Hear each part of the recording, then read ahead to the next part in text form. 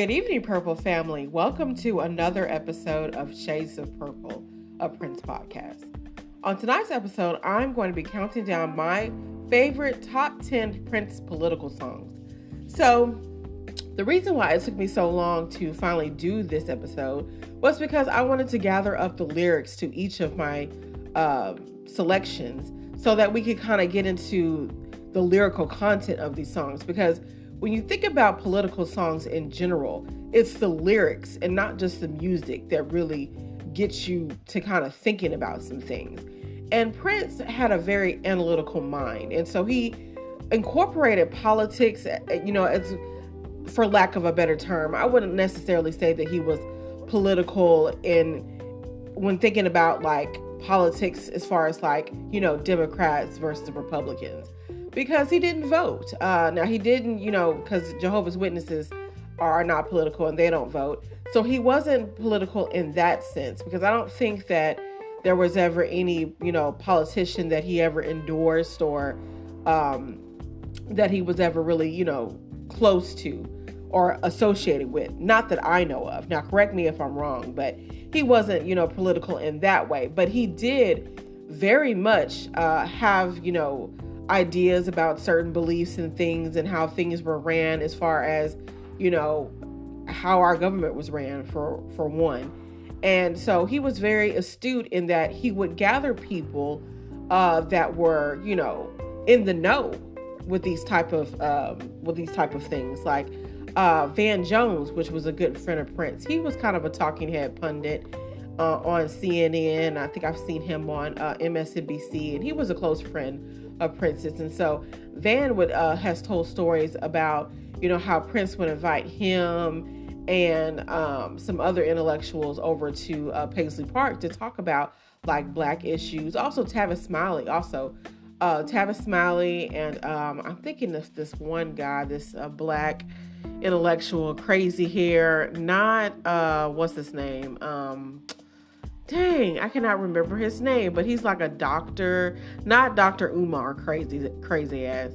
But he was the guy, he was an older guy, and he was the one, not Dick Gregory, but he was the one who said that Prince was all right. He was a good musician and all, but he wasn't what is that guy's name? I can't remember anybody's name now, but Curtis Mayfield. So I can't remember but he's a doctor, and he's kind of one of those that are kind of like really well known. He always is kind of not in the news because he's kind of controversial. But anyway, so he even got invited to, because I can't think of his name, so I'm gonna have to probably edit this and look his name up. But he would bring intellectuals over to Paisley Park. And they would have these discussions about, what's going on in the government and and what was going on in the news, because Prince wanted to surround himself with people that were in the know so that, he could get the best understanding of things. But Van Jones talked about how Prince was one of the smartest people that he ever met, and how when Prince would ask questions, he would ask like the hard questions, the questions that nobody else thought about when it came to certain topics. And that was really impressive to Van. On one of the songs on this countdown is Baltimore, which we all remember. Baltimore is about Freddie Gray and how, he ended up dying in police custody in Baltimore in 2015. And so when that was going on, that whole situation, and also prior to that in 2014, we had Mark Brown, or what was his first name? Brown, I know was his last name. The kid who was shot in Missouri by the police, and of course Eric Gardner up in New York. So it started with Trayvon Martin, in 2012 when he was killed by George Zimmerman, for just walking down a street. And it went from from about 2012 to about 2015, there seemed to be, an increased occurrence, or at least of it being reported anyway, of, Black and brown people being killed by the police. Because in 2015, there was also the the incident with Sandra Bland, where she was pulled over in Texas and she, mysteriously dies while in custody. And I mean, and then there's also, what is his name? The one that really got me, y'all, was, I think his name was Castile, Philip, or anyway, the one where the girlfriend went live after he was shot and killed by the police. That one was chilling to me. And that occurred, I think, maybe right after Prince died. I think it was in June of 2016. But I want to say his name was like, and it's such a shame that I have forgotten these men's names, but they, say their name, but I can't, I don't know. As soon as I start my podcast, it's like, I can't remember anybody's name for nothing in the world, y'all. Y'all pray for me. But yeah, I think his last name was Castro or something like that, or Castile or something like that. But yeah, that was so chilling. That's the one that really just broke my heart, because, his girlfriend and his baby was in the car. And I could only imagine, what Prince would have thought about that. And, George Floyd, which happened right there in his hometown in Minneapolis. And that's the first thought that occurred to me after what happened with George Floyd in 2020, that I wonder how Prince would have responded. And I think that he probably would have responded in the same way that he did with Freddie Gray in 2015. He went out to Baltimore. He did a concert, a fundraiser concert, and he just spoke to the crowd and said, hey, the next time I come to Baltimore, I want to, come to Black-owned businesses. I want to patronize Black-owned businesses, because that is the only way that, we can, come up is we own our own stuff, and he would have these conversations, with Van and other people, just like he would never, with the whole Trayvon Martin. And it is true that he did help out. He did give some money to the Trayvon Martin's family. Now, I don't know if he paid for the funeral per se, but I know that he did give them some money. And when he was having a conversation with Van about the whole Trayvon Martin situation, he made a comment that, well, if you see this Black boy that has a hoodie on, but then you don't think nothing of Mark Zuckerberg, the founder of Facebook, having his hoodie. So he said, well, basically, we need more Black Zuckerbergs, is what Prince said. And I agree. We need more, Black and brown people in these positions of power that can try to kind of, if not completely change the situation, at least bring some hope to some people. Because, let's just face it, white people don't have to deal with a lot of this stuff. And I'm not saying that white people aren't killed by the police, because they are. But I think in most instances, the police are more willing to just, open fire or tase or automatically attack Black and brown people before they are white people. And and it could be just a matter of it's not being reported as much, because that's what people say. Well, white people, get, killed and roughed up by the police, which they do. And maybe it's not as reported as much because it's not as sensational.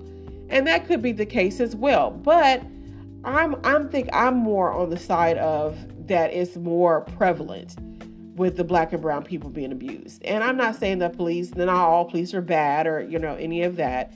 But, we just know Black and brown people, we know how it goes with the police is basically what I'm saying.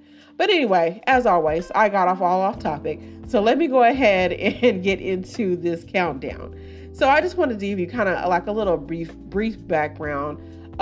Prince started, his political rhetoric kind of early in his career. I think one of the first political songs that I remember hearing was on the Controversy album, where he did two rather political songs on that album. He did Ronnie Talk to Russia and Annie Christian, and those are both also on my list as well. So like I said, hopefully you like my list. I might have left off a song that you think is political, so please let me know if I missed a song or what have you. I also had a poll up on the Facebook page, and it looks like Money Don't Matter Tonight won that poll, because I took a poll. I added most of the songs that I have on my list. I put on there, not all of them, but most of them, just to try to see what my Facebook people thought about what was Prince's best political song. And Money Don't Matter Tonight is definitely a banger, and it definitely stands out, and it's most definitely on my list. So let's get right into it. So at number 10, I have America. So America was on, what was it on? Around the World in a Day. So Around the World in a Day was, the album that came out after Purple Rain. So it was, a lot of people, compared to Purple Rain, they just think it was kind of lackluster. But after many, many years now, I think I have a much better appreciation for Around the World in a Day than I did when I maybe first heard it. It's a very eclectic album, but it's also like I could almost see where Prince was going. Like he said before the album came out at the end of the Purple Rain tour that he was looking for the ladder. And so, of course, the ladder being, of course, one of the songs on the album. But another song that is on that album is America. And there is like a extended version of the song that's like 20 minutes. So check that one out if you haven't. And I usually put up this song on the Facebook page like around 4th of July because, he's talking about America and he's singing America, America, God shed his grace on thee. So he's kind of taking off from that song, America the Beautiful. But he's talking about how, we're so-called free, but America really the land of the free. So let's look into some of these lyrics. Let me find them real quick, because I printed them all out because I really wanted to dive into exactly what Prince is saying. So he said, aristocrats on a mountain climb, making money, losing time. Communism is just a word, but if the government turn over, it'll be the only word that's heard. So at this time in the 80s, of course, we're still in the Cold War. So communism in Reagan's America, no less, is definitely still very much a buzzword, because just like some of the presidents before him, such as JFK and Eisenhower, Reagan was definitely what we would call a cold warrior, meaning that he wasn't going to allow Russia or any of the other communist states try to get one over on us. And so communism was still very much prevalent during this time that Around the World in a Day came out in 85. So he's saying aristocrats on a mountain climb. So he's basically saying the aristocrats or the rich people are, going up, and they're making money.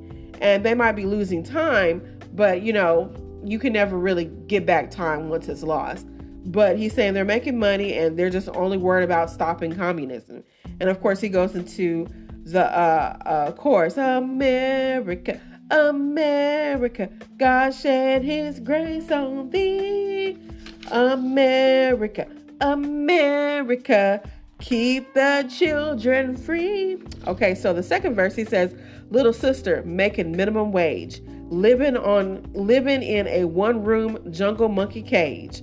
Can't get over it. She's almost dead. She may not be in the black, but she's happy she ain't in the red. So he's once again talking about, poverty and the fact that people are living hand to mouth and in these small apartments that they're paying way too much for. And she's may not be all the way, good, but she's not all the way in the red either. So she's working, but she's poor. So let's see what else he says. I'm not going to do the whole lyric sheet, but let's see. I think I might have lost my place just now. Or that might be all of it. Well, no, I don't know. Let me go look. Oh, here it is, y'all. Okay, so no, I guess that's it. America, America, God shed his grace. So I think he just has just those two verses, and then he just does the chorus like 3 more times. But basically, like I said, he's talking about, the so-called American dream and how it's not, working for everybody. We all know people that are, still struggling, working minimum wage to this day, and just not really, and the rich are not still, not having to pay their fair share, basically. And that's not fair, but that's just what it is. It was, that was the case back then in 85, and it's still the case now in 2023. So what can we do? Just pray and just try to hope for better. That's really all we can do sometimes when it comes to that. And try to help each other, of course, when we can. So that's number 10. So number 9 is Free, which was on the 1999 album. So 1999 was an album that it didn't really have a lot of political rhetoric on it. It was more kind of sci-fi-ish because of some of the music on it, and futuristic. Because of course we're talking about 1999 and 1982, so that makes sense. But Free, now when I did my way back when I did my review of the 1999 album, I kind of discounted Free. It was one of those songs that I think that Free to me was the weakest song on 1999, and so I really didn't that's not one of my go-to songs when I go back to listen to 1999. But when I started putting this list together, I started thinking, okay, well, Free, he's saying something here. He's saying about, that, it's good that, we are free to be who we are, because of the country that we live in, but don't get it twisted. You still have to, soldiers, as he said, soldiers are marching, writing brand new laws. We will all fight together for the most important cause. We will all fight for the right to be free. And he says, be glad that you are free. Free to change your mind. Free to go almost anywhere, anytime. And I think that that's something as Americans and in other, countries that have that freedom, we take that for granted, because that's not the case for a lot of people who are living in countries where you don't have that freedom to do what you want and to go where you want anytime you want to go. And so we should celebrate that, be glad, he says, that you are free, that there's many a man who's not. So he's talking about, I think there are people that are like incarcerated, for example, people that are in jail. They're not free.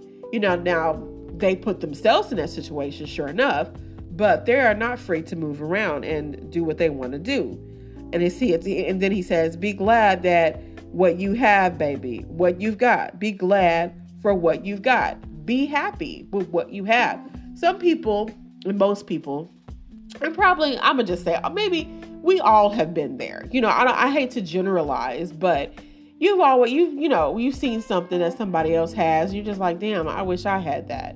But you never know. I mean, what is the phrase? The grass isn't always greener on the other side, or you see something from the outside, but you can't see what's really going on the inside, So just be happy with what you've got, the people that are in your life, what you're doing, and don't covet somebody else's, because, you never know what's going on behind closed doors. Why people, they put on a facade, a lot of people, especially with the event of social media. I mean, you can have any kind of life that you think, you want to have on social media. But in real life, with the real people that know you, I mean, it can be totally different, and nobody would be the wiser. So just be happy with who you are and what you have and who you have in your life. I think it's basically what he's saying with this song. So that is number 9. Number 8 is Baltimore. And we already kind of touched on Baltimore a little bit and his reasonings behind making the song. But we can go ahead and look at the lyrics. Baltimore was on the very last album that Prince put out during his lifetime, Hit and Run Phase 2. And if you haven't heard it, please, after you listen to this podcast, go check it out. I prefer Hit and Run Phase 2 over Hit and Run Phase 1, but that's just my personal preference. But there's a lot of good songs on Hit and Run Phase 2. I like Stare, I like Baltimore, Revelation, I'm sorry, not Resolution. There's a lot of good stuff there. So I'm trying to see, did I print out the lyrics of Baltimore? I might not have, because I'm looking at these pages, y'all, and I do not see it. And I don't think I forgot. Or maybe I just didn't get all the pages. But basically, we know what Baltimore is about. And he's saying, it's basically a protest song, and protesting police brutality and the fact that, no justice, no peace. We're not going to stand for, this to keep happening, to our people, and not to just our people, but, when I say that, but people in general. It's just horrible what happened to Freddie Gray and to everybody, all those people, those men and women that were slain by the police. Like, it's just horrible, because I think about the fact that it really could have been, my husband or my father or my brother. When I saw that Castile guy, that's the first thing that occurred to me. That's the very first thought that I had, was that could have been, a black man in my family that I loved, because black men in particular, and I mean, minority men, but particularly black men, are so revived, they're so reviled, in the public eye. And a lot of times the public doesn't even see black boys as being boys. Like, they can't even be children. Like, a lot of, especially, I hate to say this, but sometimes, a lot of, not a lot, but some Caucasians, I feel like they look at black boys that are the same age as their children, and they see them almost like grown men. And I'm like, there are kids too. And it's just like, they can't be kids. Like with, what's his name? Mark Brown. What is his first name? It's not Mark. I can't remember what his name is now, but Brown, the Brown boy, they talked about how he was smoking weed and how he was this, that, and the third. And I'm just like, well, kids do that. I mean, I'm not saying that it's right, but, kids get into trouble. And just because he's black doesn't mean that, he's not allowed to be a kid. He's not allowed to do stupid stuff. Because if white kids can do it, why can't black kids do it? But they don't see black boys as being children. They see them as being grown-ass men. And they are not. And I couldn't help but notice that rhetoric, because anytime a black victim, a black boy is a victim of violence, police violence in particular, they always want to go into the background. They even with Trayvon Martin. Now, what happened was totally not his fault, but yet they wanted to go look him up, and of course he got caught smoking some marijuana and some pictures on, I guess, his Facebook page or whatever. And I'm just like, what has that got to do? He didn't deserve to die just because he smokes a little weed. So what? It was just, the whole thing was just ridiculous. And then that farce of a case that they had in that trial. That's what I'm trying to say. A farce of a trial that they had against George Zimmerman. I was just so upset about that. But let's move on. So Baltimore is number 8. So number 7 is everybody's favorite on the Facebook page, Money Don't Matter Tonight. And Money Don't Matter Tonight, well, if you just think back to the video, it looks like it's referring to the Gulf War, which was what was going on at the time when Diamonds and Pearls came out. So if you're not familiar, the Gulf War happened because Saddam Hussein at the time, who was he was like the ruler or leader of Iraq at this time, he evaded Kuwait. And so because the United States, and it wasn't just the United States, but it was also the United States and their allies, the UK and others, also decided to go in and protect Kuwait. Now, people say it's because of the oil situation, because we get our oil from Kuwait. And that could have been the case, and more than likely it was, and we were protecting our interests. But be that as it may, we went and helped get Saddam Hussein out of Kuwait. And so that's basically what the Gulf War was about. And so at the very beginning of the video for Money Don't Matter Tonight, you see a big tank, and it's busting out bombs or whatever. And it made you think, and I was really, really young when this was going on. I was about 7 years old, I think, in 91, I think is when the war started. And it was a very brief war. It wasn't very long, because we kind of got in there and got out. But we kept Saddam Hussein in power. Like, he didn't get toppled. Like, that would happen in 2003 when the Afghan war would start. But So this was before that, of course. So he's talking about, let's look at the lyrics for Money Don't Matter Tonight. So he says, one more card and it's 22. Unlucky for him again. He never had respect for money, it's true. That's why he never wins. That's why he never, ever has enough to treat his lady right. He just pushes her away in a huff and says money don't matter tonight. So this is also talking about, once again, poverty and being about, a man and his family and, they're working, but, they're poor, not really having enough money, enough play money. And I know I can relate to that because these bills, honey, like sometimes we don't have enough to just like play with. I would like to have, enough money to just do something else other than pay bills with. Now, it's great that you have enough money to pay your bills, but sometimes you might want to take a trip. You might want to, have a nice meal out somewhere, and when you don't have that extra, it does kind of sting at times. So money don't matter tonight, and it sure don't matter. Well, he said show, it sounded like, but it said it sure didn't matter yesterday. Just when you think you've got more than enough, then when it's all up and flies away, that's when you find out that you're better off making sure your soul's all right.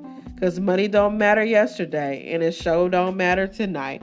And so he's saying that value your soul, over money, because money is insequential, because you could die tomorrow. You could die, today. You just never know when your time is up, and you can't take any of that money with you when you die. All that money that Prince left behind, he didn't take that with him when he left us. So that's why it's just so temporary. Our life here is temporary, and I think that's kind of what he was trying to convey there. He said, and I think that kind of is validated when he says something about everybody wants to live a long life, and long life is what we're all aiming for.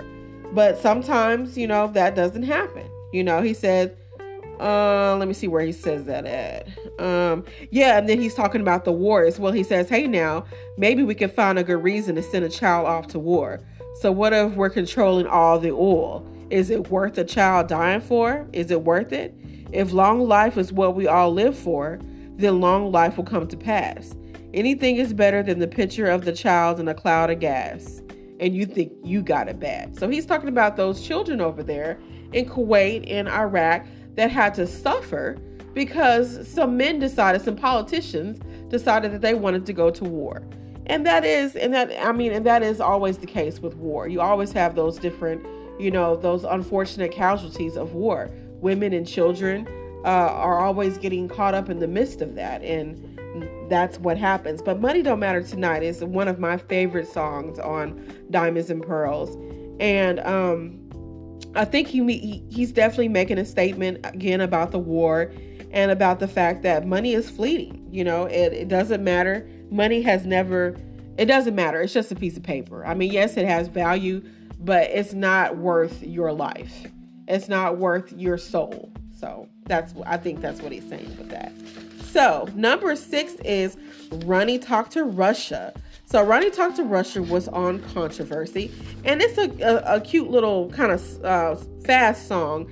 He's just saying, Ronnie, talk to Russia before it's too late. Once again, we're talking about the Cold War and the fact that, Ronnie, or talking about Ronald Reagan, the president at the time, needs to go over and talk to the Russian premier, who I can't remember who his name was at the time. Now, I do know that, what's his name? Gorbachev was, I think, during his second term. So I can't remember who was over Russia in the early 80s when this came out. But anyway, but Ronnie, like I said, once again, being a Cold Warrior, he was not going to be the type of person that was going to make the first move as far as trying to talk and negotiate to the Russians. He didn't have a moment like President Nixon did when he went to China in the early 70s. Like, he wasn't going to do all that. He was just going to, stand firm on, what he believed was, the right thing to do, which was to stand on his, American values, and we're strong, and, we're going to show them that we're strong, and, that whole thing. So yeah, Ronnie was never going to talk to Russia. He was just going to basically just talk shit to Russia. But eventually, like I said, Gorbachev, when Mikhail, I think was his first name, Mikhail Gorbachev, when he was came into when he became the premier of Russia, and I'm saying premier, but I think it's like president or prime minister. When he became the prime minister of Russia, that's when things really started to change, because Gorbachev was a man who just knew that, this isn't the way. We can't keep going like this. And I say Russia, but I mean, it was the Soviet Union back then. But, it was still, the country was still called Russia, but it was really, the Soviet Union. But anyway, but Gorbachev was the person that really Reagan was just perfect, for Reagan, because they ended up, kind of agreeing on some things. And eventually it didn't take, I think 1989 was when the Berlin Wall came down. So I think he was elected like in 87, 86, something like that. So, I mean, he was ready to put out, his hand to try to work with the Americans on trying to, unify, Russia and the Soviet Union, also Germany as well, because Germany, Berlin anyway, which was the capital of Germany, back in the 60s, when JFK was president, they put up a wall between East Berlin and West Berlin. And West Berlin was more, democratic, and East Berlin was communistic. And so that wall came down in 1989. And after that, the writing was on the wall for the Soviet Union, and they fell in 1991. So just a little history lesson for you. But at this time in the early 80s, there was still the possibility that Russia and the United States would still, could get caught up in a nuclear war that would be devastating to both countries, because there was still, a nuclear arm race that was going on. Each country was trying to outdo the other as far as like how many nuclear warheads that they could, make. And so Prince was saying in this song, like, please, before we all blow up, can somebody please, Ronnie, please go talk to these people in Russia, please, before they blow up the world, okay? Or before we blow up the world, okay? So that's all he's saying. So he was probably, watching the news at the time, because Prince, he would get his, his inspiration from any and everywhere. And I know that he was a big TV watcher, a big movie watcher. So he probably was watching the news one day and was just like, you know what? This is crazy. Ronnie needs to go over there and talk to these Russians before they blow up the world. So that's Ronnie Talk to Russia. Number 5 was on the same album, Controversy, Annie Christian. Now, Annie Christian, I think, is a little bit more interesting to me than Ronnie Talk to Russia, because Ronnie Talk to Russia is more straightforward. You know who he's talking about. But Annie Christian, it's like he outright says the Antichrist, but he kind of makes it like, he tells a story. And he's mentioning the Antichrist, but he's talking about also other people that it kind of incorporates the Antichrist. Like he talks about, John Lennon's murderer. What was his name? I can't think of his name right now. I want to say Hinckley, but I think that might have been the guy who shot Reagan. But anyway, so the guy who shot Lennon was John Lennon was Annie Christian. And also the Atlanta murderer, the kid murderer, who killed a whole bunch of black children in the early 80s in Atlanta. He actually makes reference to that, because he said she killed black children. And what's fair is fair. If you try and say you're crazy, everybody say electric chair. So I don't know if he's saying that the Antichrist needs to be put in the electric chair. I would say so, because I don't think they ever found, I think they accused someone and maybe even arrested someone for those Atlanta child murders, but I don't know whatever became of that. I'll have to look that up. But then, he just goes into it, and it sounds like a rap more so. He's not singing. He's definitely just talking. He's speaking. And I think that's also what kind of makes it stand out as well. He said, Annie Christian wanted to be number one, but her kingdom never comes. Thy will be done. She couldn't stand the glory. She would be second to none. The way Annie tells the story, she's his only son. So she moved to Atlanta and she bought a blue car. And the blue car is reference to one of the victims was last seen getting into, one of the victims of the Atlanta child murders was last seen getting into a blue car. So that's reference to that. So let's see what else he says. Oh, Annie Christian was a whore, always looking for some fun. Being good was such a bore, so she bought a gun. She killed John Lennon and shot him down cold. She tried to kill Reagan. So he also references the attempted assassination of President Ronald Reagan. Everybody say gun control. So back then, gun control, I think it's always been an issue, hot button issue, and it continues to be with all these school shootings, and it's just absolutely terrible now. It just seems like there's a school shooting once a month now, and it's just absolutely horrifying. Like, I'm so glad I don't have a child in school, but at the same time I do, because they have had shootings on universities and colleges. My daughter's in college now, and I mean, it's just so scary, y'all. And so then he says, Annie Christian, Annie Christ, until you're crucified, I'll live my life in taxi cabs. Liar, liar, liar, got you in a jam, put your head on the block. Somebody say abscam. I don't know what abscam is, y'all, but yeah, he talking about living his life in taxi cabs because he don't have nothing to do with no Annie Christian. So that is number 5. Number 4 is Colonize Minds, which is on the Lotus Flower album, which came out in 2009. So Colonize Minds, and according to Prince himself, he actually got the idea for this song because he was watching a documentary on Dick Gregory.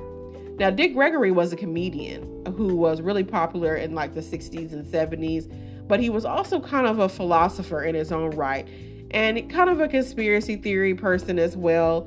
But he talked about chemtrails, and Prince was so fascinated with the idea of chemtrails, which is basically like, these like lines that you see in the sky sometimes, and how the idea is that the government or whoever is creating these chemtrails in the sky, which kind of promotes, or, it'll put something in the air that will cause people to be violent. And then the next thing you know, you see these chemtrails in the sky, and then people are, outside fighting in the streets and, having wrecks, and, all this crazy stuff happens when you see these lines. And so Dick Gregory talked about this in this documentary that Prince watched. And he was so fascinated by it that he did this song, Colonize Minds. And so he says in here, want to talk about a colonized mind? Upload the evolution principle. You see a rock on the shore and say, it's always been there. Download, no responsibility. Do you want? Nobody cares. When he says you see a rock on the shore and say it's always been there, that makes me think of that crazy movie that came out, Nope, that, what's his name? Oh, I can't remember nobody's name, but Jordan Peele, that came out last year, and they, and the creature that came and, would suck up everybody, like it was a cloud. And for the longest after I saw Nope, it made me want to look at the clouds more and be like, has that cloud always been there? Has it all? But you really don't pay attention to stuff like that. Just like with the chemtrails. Like you really, really just don't pay attention to stuff like that until it's brought to your attention. So let's see what else he says. If you look, you're sure gonna find throughout mankind's history a colonized mind. The one in power makes laws under which the colonized fall. Without God, it's just the blind leading the blind. Ain't that the truth? Upload a joint venture record deal. It's just another way another man can still sleep while he's sticking you with the bill. So he's once again talking about record companies and the fact how they be trying to screw people over. So he was still talking about that, and this was in 2009. And so this is way after, he had left Warner Brothers. He's still talking about it because he knows that it's still going to go on regardless of, who he's dealing with. And so he says, download a temporary acquisition of fleeting fame and fortune, nothing to leave in your will. Hey, hey, hey, hey. That last line about the will is interesting. Upload a child with no father. Download no respect for authority. Upload a child with no mother. Download a hard time showing love. So he's talking about how the ills of society, when you have no father or no mother, no respect for authority, you have a hard time showing love. And so he also might also be talking about himself as well, because I know that Prince did have kind of a strained relationship with his mother. And so just like with little girls, the first relationship they have, first relationship with a man they have was with their father, whether he was present or not. And just like with the same with little boys, the first relationship that they ever have with a woman is with their mother. And so a lot of that dictates how we as men and women function and how we show love and reciprocate, love. Is based on our relationship with our parents. So I think he's touching a little bit about that on there. But Colonize the Minds is, I don't come back to the song as much as I do the next one on the list, number 3. But it is a song that does make you think. It makes you think about history, and it makes you think about society and how we were, taken from our homeland, in Africa and made to come over here, our ancestors, and how our minds were colonized in the same way that, the white man would colonize North and South America. In the same way our minds, were colonized. And I just think that whole concept is just really fascinating to me. So number 3 is Dreamer. And Dreamer is, I think, probably, when I think of Jimi Hendrix and Prince, I think of this song because it has a wonderful guitar riff throughout the song. And this is a song that I often come back and listen to. And when I look at the lyrics, it sounds like a Jimi Hendrix song, because Jimi Hendrix was he was a really strange dude. And he would have like lyrics that were kind of sing-songy lyrics. Like if you ever listen to Spanish Castle Magic, I mean, who would think to put those two concepts together? Like a Spanish castle and magic. Okay, I don't know what kind of drugs that Jimi Hendrix was doing, but he was doing them. Okay, so Dreamer, he said, I was born, raised on a slave plantation in the United States of the red, white, and blue. Never knew that I was different till Dr. King was on a balcony lying in a bloody pool. So he, he's saying that, he didn't know anything about, race, I'm pretty sure he probably did. He's being kind of facetious, I think, with this. But he's basically saying that, hey, he didn't know that there was, any real difference until he saw that, that Martin Luther King was assassinated. And that's probably when a lot of people grew up. They had to. They didn't have a choice. Prince was 10 years old in 1968 when Martin Luther King was assassinated. And for a lot of children his age, that made them grow up and probably see the world for what it really was, that it was a dangerous, deadly place, and that, people out here, they don't care about you. Now, the people that love you, the people that raise you and your family, they love and care about you, or at least they should. But the other people out here, they don't care about you. And so that was a wake-up call, I think, for a lot of children Prince's age when Dr. King was killed. But going on, he said, I expected so much more from a loving society. So now he's being kind of sarcastic.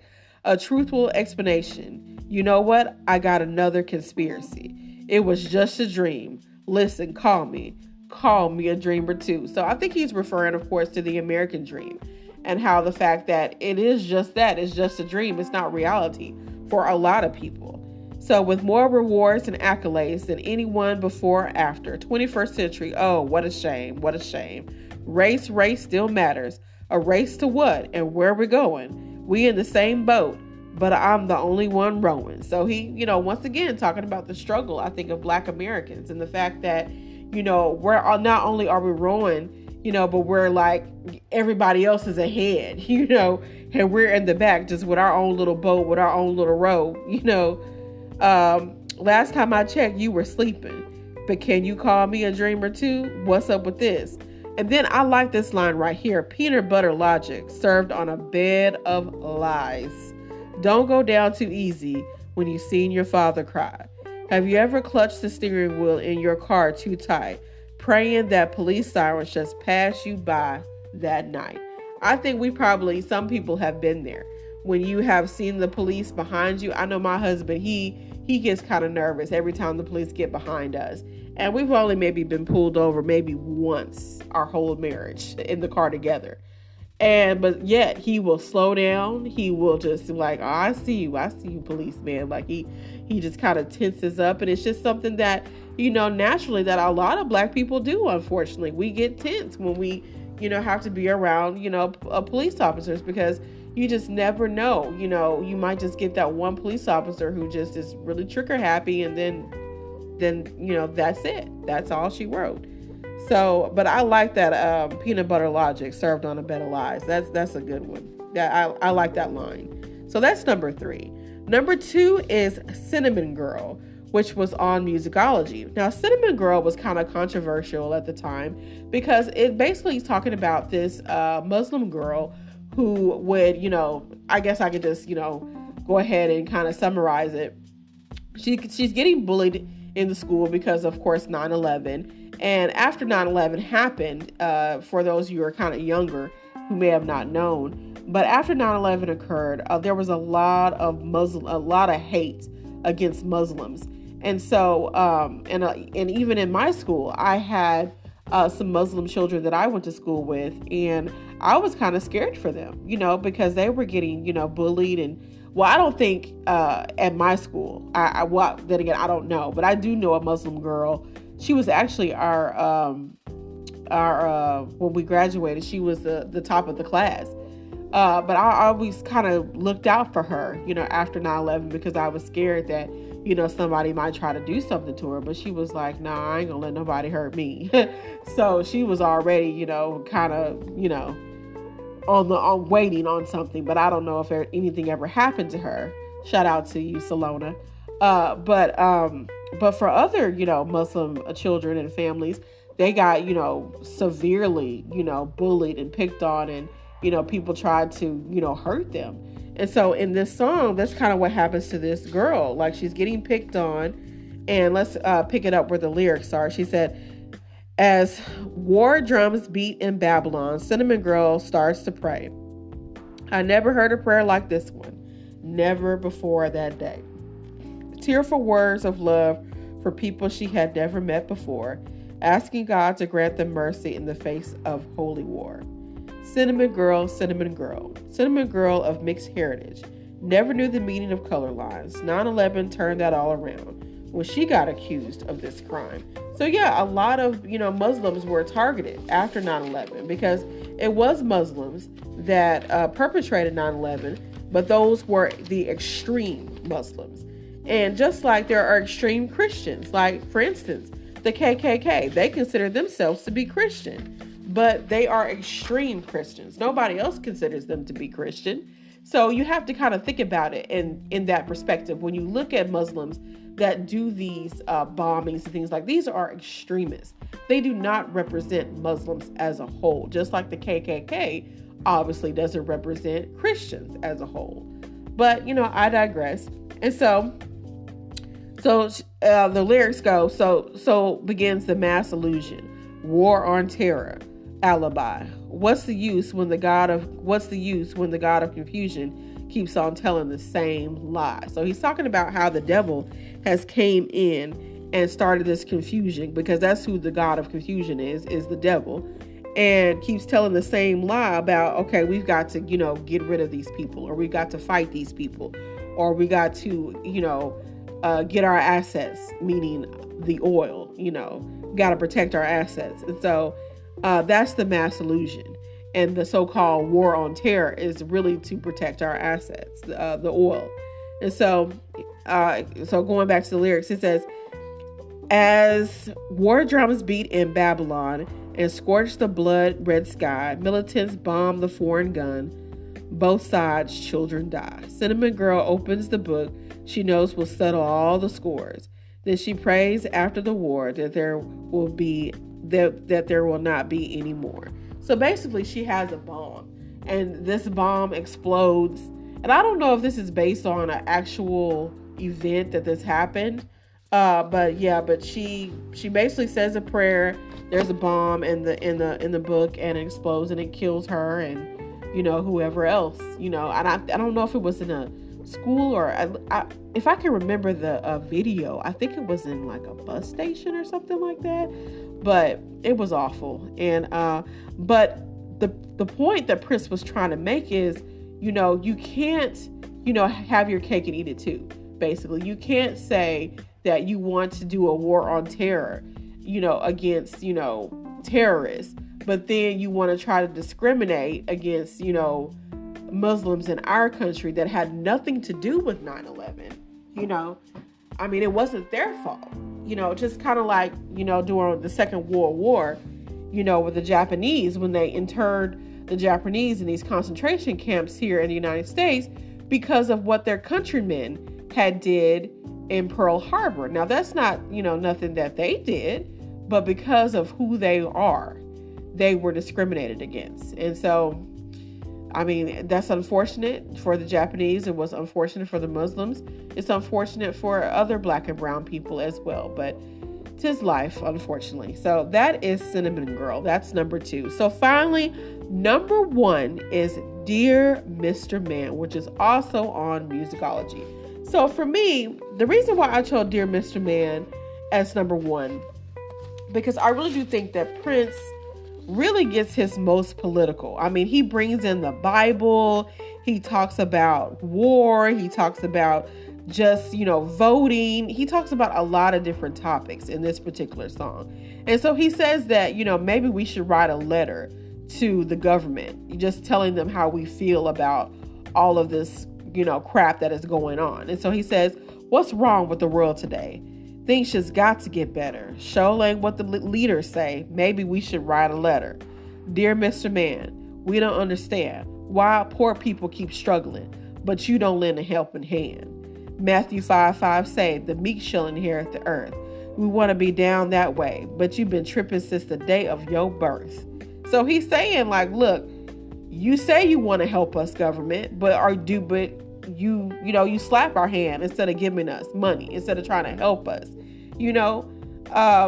Who said that to kill is a sin? Well, we know who said to kill was a sin. Then they started every single war that you've been in.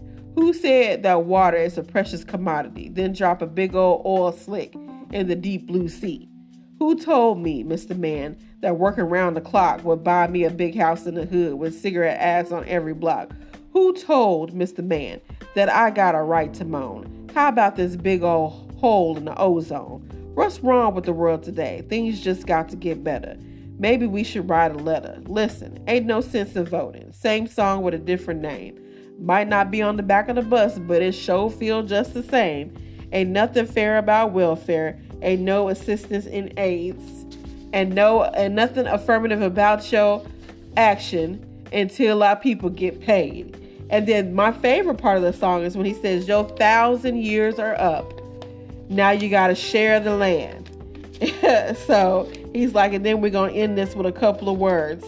We tired of y'all. Like, we tired of this shit, y'all. We tired of being tired. Like, some shit just got to change. And you know what? I feel that song that's why I pretty much read the whole song. That's how much I feel it, because I mean, it's just so true. I mean, it's just like the same shit, different day. That's kind of how I feel about it.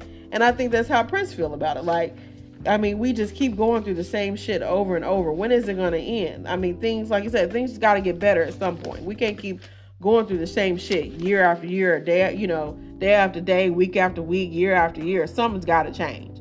And so he was so, just so brilliantly intelligent and smart and just knew, and then with these lyrics, I mean, his songwriting with these political songs is just top notch. Not too many artists were good at writing political songs. And Prince wrote, these are just 10, but he wrote, several others as well. But let me know what you think down in the comments about these songs. And right before, I only got a few more minutes because we're almost right at an hour. But I do have some honorable mentions, Lady Cab Driver and Hello. So Hello was a B-side on Around the World in a Day, and it talks about, why he didn't do the whole We Are the World. And I've talked about that on other episodes, so I'm not going to get into that. But I just thought that he kind of proved his case, and he just basically said, hey, there's children here in the United States that need to be fed. Not saying that, the African children don't need to be fed, but we need to concentrate here on the children here that need food. And then, so I thought he had a point there. And also Lady Cab Driver, when he was, giving it to Jill Jones, he was, saying, hey, it is what it is. Like, this is her life. She shouldn't have to live like this. But anyway, so those are my two honorable mentions. But you guys, thank you so much for listening. And until I hear y'all again, peace and be wild, and may you live to see the dawn. Bye.